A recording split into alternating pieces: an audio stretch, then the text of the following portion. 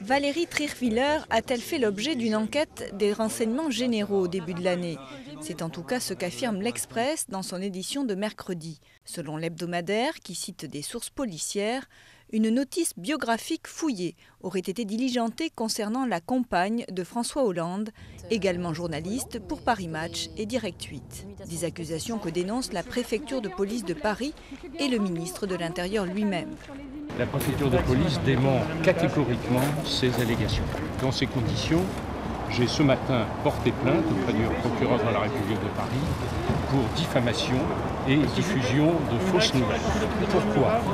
Parce que trop, c'est trop. De son côté, François Hollande, en déplacement à Rouen ce mercredi, souhaite que toute la lumière soit faite sur ces nouvelles accusations.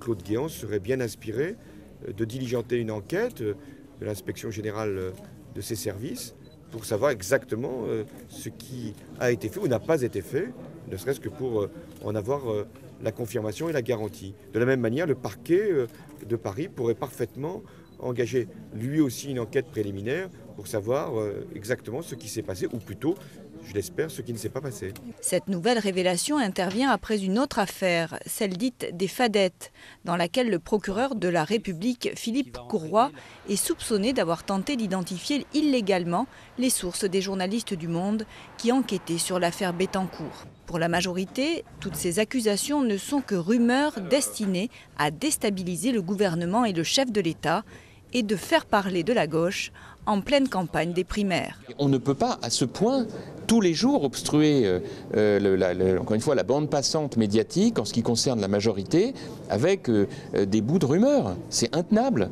La principale intéressée, Valérie Trierwiller, se dit quant à elle abasourdie et juge le démenti des autorités insuffisant pour dissiper son trouble. Elle se réserve toutes les voies de droit utiles pour donner suite à cette affaire.